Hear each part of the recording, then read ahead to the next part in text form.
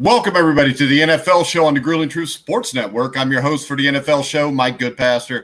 Right now, I'd like to welcome in, as always, my co-host, NFL beat writer for the Grueling Truth and multiple other places, Sam Teets. How you doing, Sam? I'm doing great, Mike. How about you? All right, and we got a little news. We're going to talk about the NFL, possibly no preseason games. Antonio Brown has retired. And then we'll talk about possible NFC first-time Pro Bowlers for each team this year. And we're going to start off with what I talked about before. The players didn't want any preseason games to begin with. The NFL wanted two. So the big news here is the league yesterday offered the union no preseason games. That was according to multiple reports. What's your take on this, Sam? Good idea or a bad idea?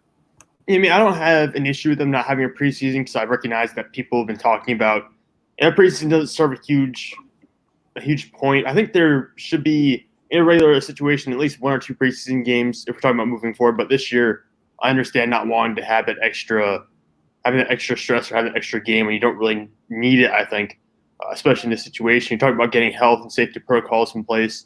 And this is what the players really, really wanted. I think it's fine for the league to give this to them. Maybe shows the league is finally starting to pay attention to this and start putting some plans in place to address the situation with COVID moving forward.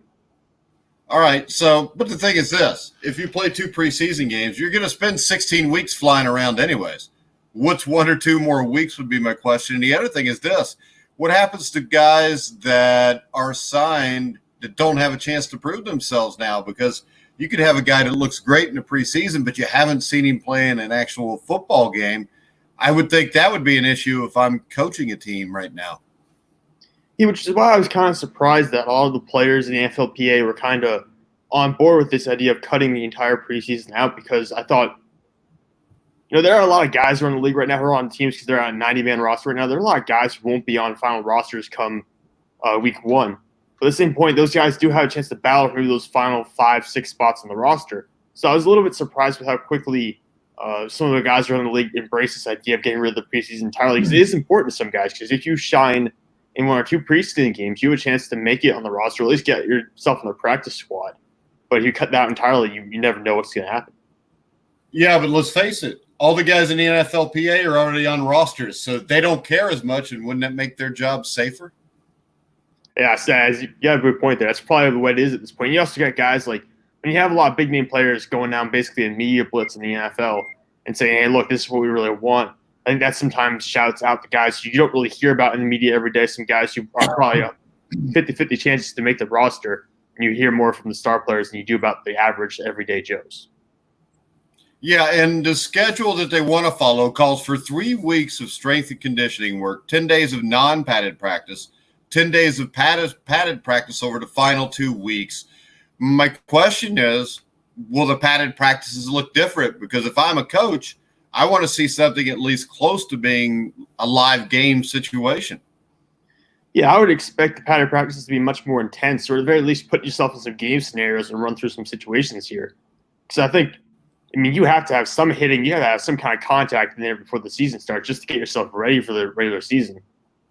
I know people talk about, in the past 10 years, they've de-intensified practices in training camps, but at the same point, you got to have something. You can't go on there to the regular season with cold feet.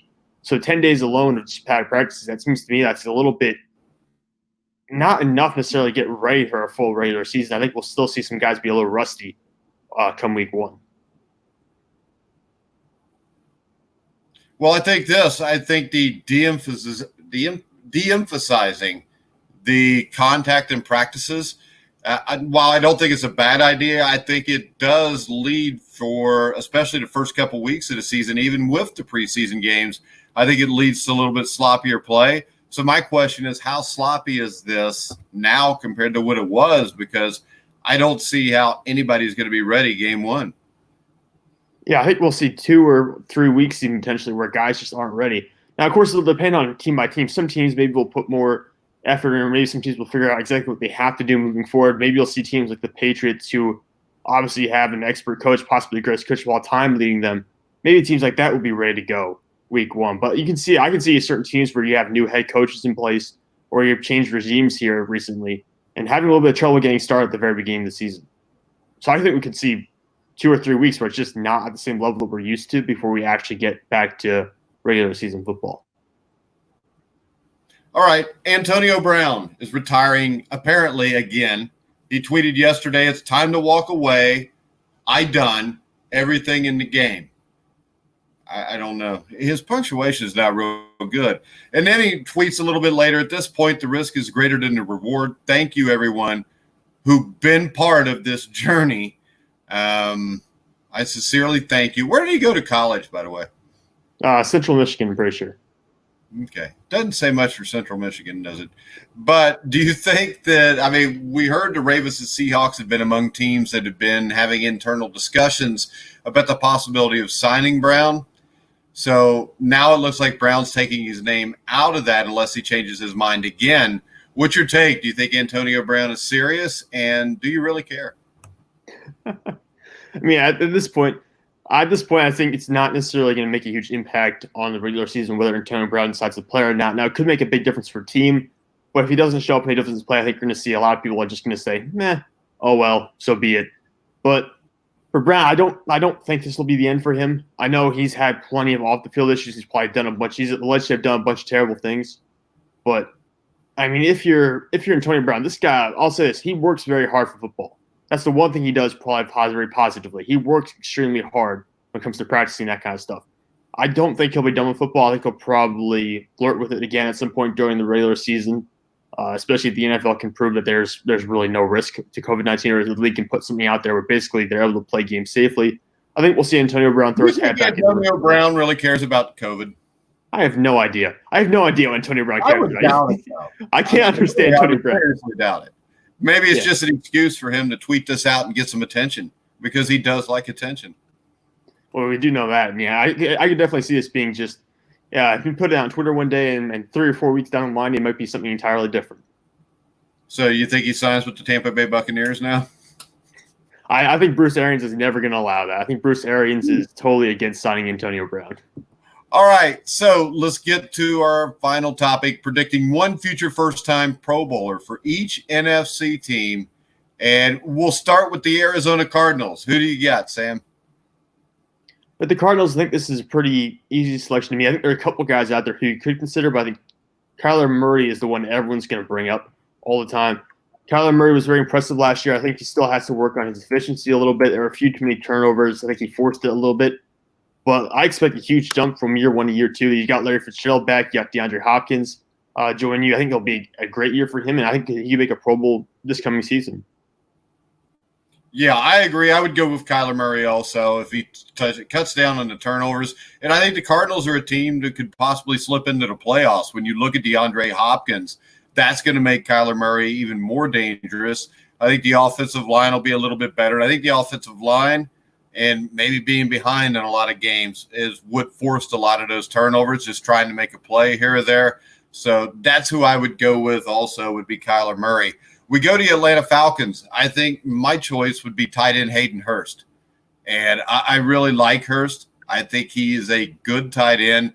And good tight ends thrive in Atlanta. I mean, you got Matt Ryan. You got Julio Jones. I mean, this is a team that Hayden Hurst, I think, can make a big impact on. Yeah, I think you'll see a huge jump in production from where he's been the last couple of years with Baltimore. So now he's going to step into Austin Hooper's shoes. I think he'll have a very good year. But the guy I would go with would be Calvin Ridley. Now, I know it's a little bit weird putting Calvin Ridley opposite Julio Jones, saying they're both going to make the Pro Bowl. But we've seen teams do it in the past. I mean, we saw it just last year with Chris Godwin and Mike Evans. I think Calvin Ridley is a good number 2 option right now. I think he could really succeed, though, if teams start dumbing Julio Jones. I think Calvin Ridley's going to be the guy Matt Ryan's going to turn to. I could see him having a breakout season and going for somewhere between 1,100 to 1,200 yards.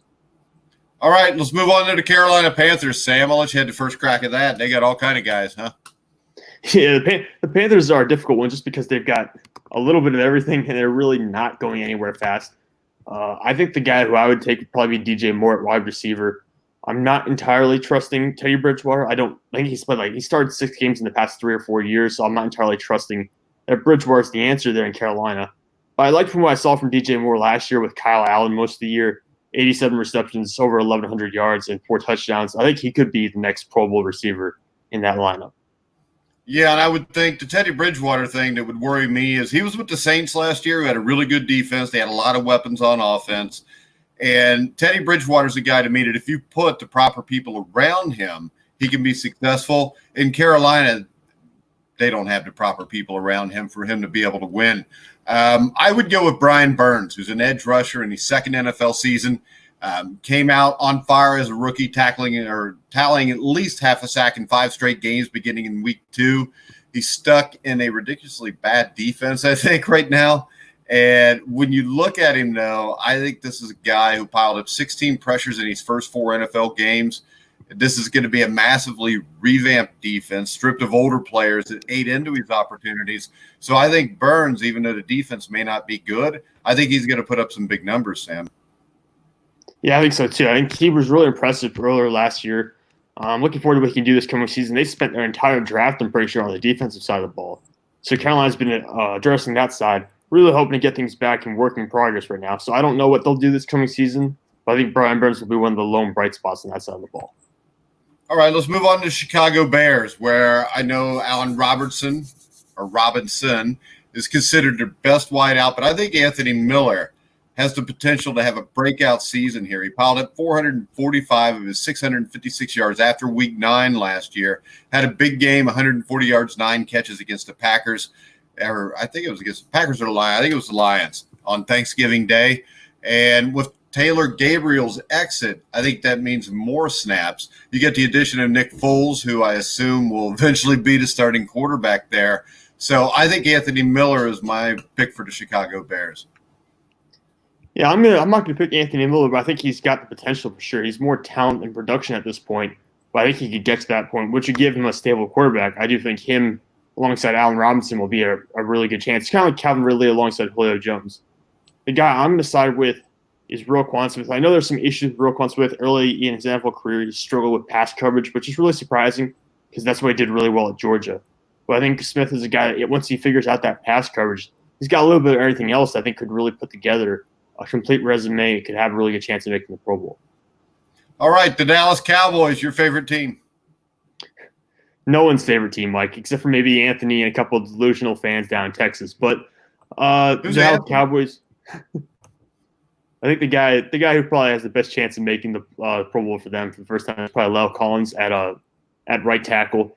Remember, he was going to be about a first-round pick, and then there was some kind of issue that happened right around the draft. There was something that came out, and he ended up going undrafted. Dallas picked him up, and now he's performing at a borderline Pro Bowl level over the past couple of seasons. Yeah, I agree. Collins is the guy. I think he's probably one of the top 5 or 6 tackles in football right now. He's dominant in the run game. And the great thing about being a Dallas Cowboy, he's going to be on prime time a ton. He's going to be on Thanksgiving. He's going to have all kind of 4 o'clock Eastern time starts with Troy Aikman and Tony Romo, telling everybody how great he is. So I think Collins is kind of a no-brainer here. We move on to the Detroit Lions. I'm going to go Frank Ragnow, who's a center in his 3rd NFL season. And I think he has evolved into one of the top centers in the game. I think he's a great run blocker, good as a pass blocker. So I think this is a team that is going to run the ball a little bit more than what they have in the past with DeAndre Swift and Kerryon Johnson. And I think that Ragnow will play a huge role in the Detroit Lions offense. Yeah, and you go with the run blocking center. I'm actually going to go with the guys I'm blocking for. I'll take DeAndre Swift. I know Kerryon Johnson, he might split tackles split carries early in the year, but I can't see Kerryon Johnson eating into DeAndre Swift's carries as the year goes on. I really think Swift's going to be the guy moving forward. I think that's why Detroit used such a high draft pick on him. So I think Swift will, by the end of the year, be the feature back for sure. And I think he has a chance to potentially make the Pro Bowl here. All right, Sam, the Green Bay Packers. Yeah, the Green Bay Packers, for me, this is not there's 2 guys really for Green Bay. It could either be Aaron Jones at running back, but the guy I'm going to take is Jair Alexander at corner. I think he flirted with Pro Bowl success at points last season, but he never really put together a full year of Pro Bowl production. I think he could do it now that he's entering his 4th season or his 3rd season. All right, I'm not going to go with either one of them. I'm going to go with Darnell Savage. I thought this guy coming out was the best safety in the draft a couple years ago. He played extremely well last year. He allowed just 188 yards in coverage all season. He played a key role on a Green Bay defense that was vastly improved last year. And I think Darnell Savage is the guy here, Sam. I don't know why you don't like him. No, it's not that I don't like him. I think Darnell Savage is really good, but I would just go with Jair Alexander. I think it's a really good secondary. There's a really good young group in that secondary right now. And Adrian Amos, the safety, Darnell Savage, Jair Alexander. The other cornerback spot's kind of undecided, but there's a lot of really good personnel like Green Bay defense. And maybe, they're going to need it because the offense right now doesn't have a lot of pieces around them. So I think Green Bay is really going to need that defense and Darnell Savage to step up.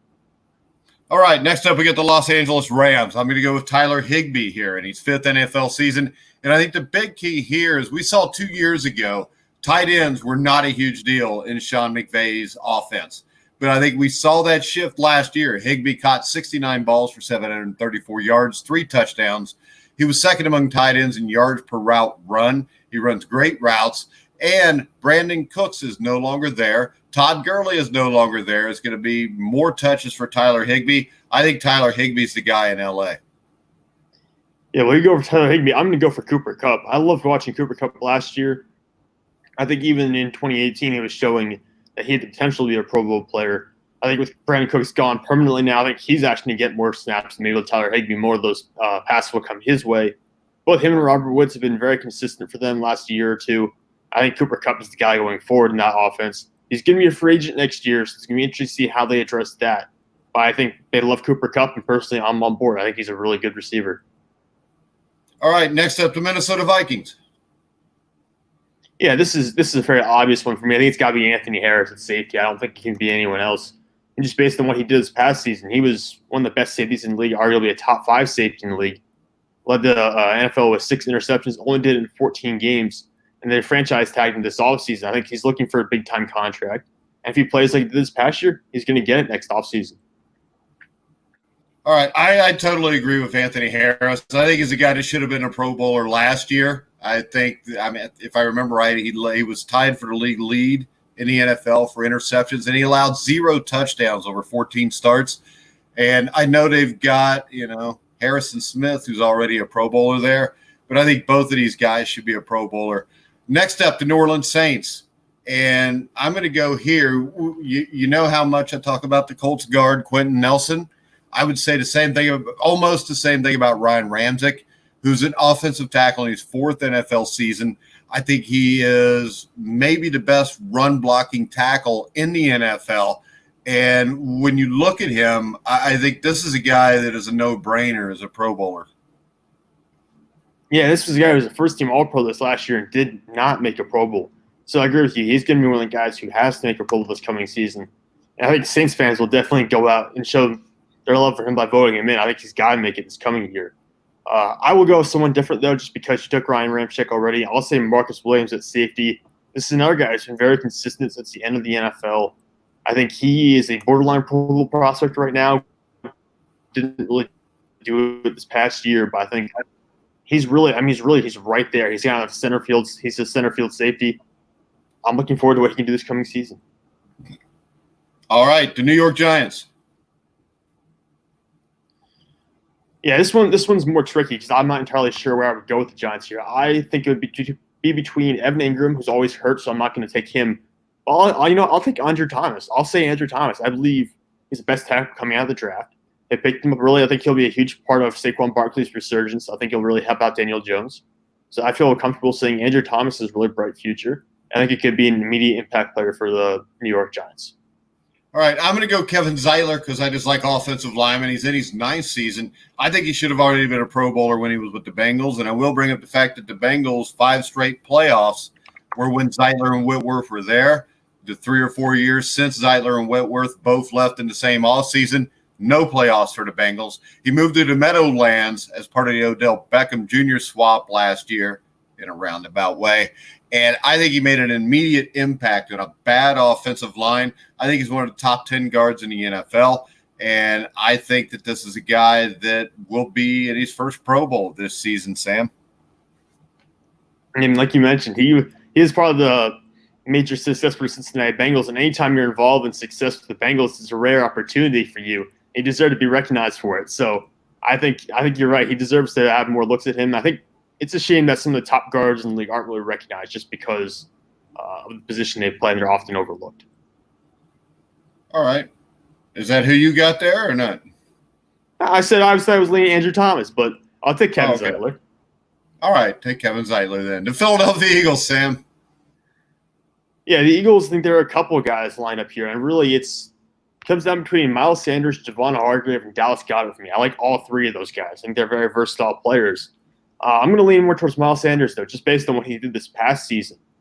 He only started 11 games. He had 818 rushing yards, 509 receiving yards, but he was splitting carries with Jordan Howard for more than half a year. I think when he takes over full-time as the starting running back, he'll finish the year with about 1,100 rushing yards. He can finish with somewhere around like 1,500 yards from scrimmage and maybe 10 total touchdowns. So I think this is going to be a Pro Bowl running back in the near future. All right, I'm going to go with Dallas Goedert at tight end. I know that they have a brilliant tight end in Zach Ertz, but I think what you'll see from this offense this year is a lot of 12 personnel, which is one running back, two tight ends, two wide receivers. And I think Goddard is going to put up some big numbers with Ertz. I think it's possible they both make the Pro Bowl, Sam. I mean, absolutely. And what people often overlook with Dallas Goedert, he's one of the best. He's one of the best blocking tight ends in the NFL. I mean, he's a guy you can pick in the passing game. You can use him as a blocker. He's maybe not as good as George Kittle, but he's certainly very close to that.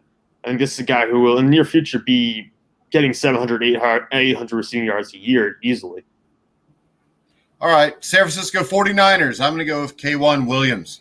And the thing about Williams is I think he's the most underrated defensive player in the entire NFL. And he's going to be a key component to what should be a really good defense this year. So I know you're probably going to go another way because you usually like the flashy guys that play offense. But I'm going to go K1 Williams, cornerback. Well, I'm not going on offense, but I will take Fred Warner at linebacker. I think he was highly underrated coming out of college. I don't know how he fell to the third round. I think he should have been at the very least a second-round pick. But now I think this guy is even better. I mentioned Roquan Smith earlier. I think Fred Warner is already better than him. I mean, he did everything for the 49ers last year, 118 tackles, 3 sacks, 3 forced fumbles, an interception, and a defensive touchdown. I think this is a guy who could have made the Pro Bowl last year and will make the Pro Bowl, if not next year, then the year after that. He's going to be a Pro Bowler. It's just a question of when. All right, Sam, the Seattle Seahawks. Yeah, the Seahawks, I think it comes down to two guys, but I'm taking DK Metcalf, obviously. I think he has tremendous potential. I don't know if it's going to come out this year or the year after that. It's going to happen eventually. But I think DK Metcalf is the future for them. I think he'll even be better than Tyler Lockett this coming year. I think he'll be a big touchdown guy. And he's their home run hitter as well. I think he's just going to continue to develop and continue to be used in more versatile ways in the offense. Yeah, and I think the thing about Metcalf is the thoughts on him coming out that he wasn't a great route runner. I think he went to the perfect team with the Seattle Seahawks, who are going to be more creative with him and not just try to pigeonhole him as a certain wide receiver at a certain position. I think that's going to allow him to really flourish in the Seattle Seahawks offense. I agree with you on that one, Sam. I think Metcalf, the way that offense is run and what they expect from him is perfect for what he does. Yeah, playing with Tyler Lockett Russell Wilson doesn't hurt either. I mean, it's really a great combination for him to go into an offense, have a veteran guy out there who already is comfortable running routes underneath so you can develop a little bit over time. And, of course, having Russell Wilson, who just is basically a wide receiver's best friend, I think it works out perfectly for him. All right, next up, the Tampa Bay Buccaneers. I'm going to go with Antoine Winfield Jr. And he's a guy that a lot of people, he's got a 5'9" frame. He has some injury issues, but I think he has great instincts. He has great closing speed, versatility. He's got an NFL bloodline. And if you look at him, he can double as a safety and a slot corner. And I think that, to me, I think he's a better version of the Honey Badger. I don't know about that, but we'll definitely need him in Tampa Bay this year. When healthy. Okay. I think they'll definitely need him in Tampa Bay, though, because he can definitely play a role at secondary immediately. For me, I think I'll lean more towards Devin White at linebacker. There's a lot of great linebackers at the end of the league last 2 or 3 years, and he certainly played well this past season. He was hurt a little bit. He missed 3 games. He's dinged up in some other ones. But finished the year with 91 tackles, 4 fumble recoveries, 2 defensive touchdowns, 2.5 sacks, and interception. Just a little bit of everything for them in the middle of the field. I think him and Levante David are a great pairing. I think he's also going to be a reason why they have the most dominant defensive front in football again this coming season. All right. Next up, we've got the Washington sexual harassers. What do you think, Sam? I mean, the Redskins. I mean, not the Redskins anymore. I don't even know what they are at this point. They haven't announced the name yet. But there are a couple of places you could go with them. They've got some young pieces. I think I would lean more towards Jonathan Allen just because I've liked Jonathan Allen since he came out of college. He hasn't really put it all together yet. He has that potential to me, but he just hasn't put it all together for them on the defensive line. They've added a lot of defensive line pieces the last couple of years, so I don't know how many snaps he's going to get. But 6 sacks last year, 68 tackles. I think he could, if he puts it all together, he'll be like an 11, 12 sack guy, 70-something tackles. I think he could be that. That's really what I think he could be. But I can't really say for sure. I'm going to go Chase Young. And the reason I'm going to go Chase Young is because I think the Redskins have a really underrated front seven with guys like Jonathan Allen, who you just talked about, Daron Payne, Ryan Kerrigan, Montez Sweat. Sorry about that. But when you look at him, I think Chase Young, I still have some doubts about him being able to do in the NFL what he did in college football. I'm going to pick him over Allen just because I expected a lot more out of Allen than what I've seen so far. But I'm going to go Chase Young there, Sam. Yeah, I agree. I don't think Chase Young's going to be Nick Bosa. I think we both agree on that. He's not going to be that kind of generational prospect, but he could certainly be a good player willing to come out and make a lot of plays. I think Ryan Kerrigan showed some signs of regression this past year, so there's going to be more of a bigger role for guys like Chase Young to come in and play immediately. And I think we'll see him come out and make a pretty good impact for the I was going to say the Redskins game, but they're not even that name anymore. They haven't announced one yet. We're still waiting on that official change, but they'll come out and be an immediate impact player for the Washington football team. Well, Washington did hire Julie Donaldson as senior VP of media. So there they hired a woman. Daniel Snyder's still trying to get the heat off of him. Yeah, I don't know what's going to happen. It's not going to be that easy. It's not going to happen that quickly. It's going to take a couple of months, and I'm sure the NFL is going to make sure they stay on top of this because they don't want this to continue festering and be a problem throughout the entire season or into next year. All right, Sam, we got anything else we want to discuss NFL-wise before we wrap it up? I think that's everything, honestly. I think we got through most of the big news this offseason already. I don't think there's going to be anything else that's really going to surprise us. All right. Well, we're going to go ahead and wrap it up then. So, Sam, you want to tell everybody where they can find you on the internet? Yeah, you can find me on Twitter, Instagram, or Facebook at Sam_Teets33. I'm constantly posting new articles, polls, and stats there, so feel free to go check those out. I appreciate any kind of support you can give me. All right, make sure you go check out the Grueling Truth Facebook page. Tonight, you can watch Game 1 of the 1988 World Series, where there'll be a game every night for the next 5 nights. Dodgers-A's from the 1988 series. You can check that out. Also, you can hear all of our shows live on YouTube and Facebook. You can also find us on iHeartRadio, iTunes, Spreaker, Spotify, you name it, we're there. But for now, for Sam Teets, I'm Mike Goodpaster. You've been listening to The Grueling Truth, where the legends speak.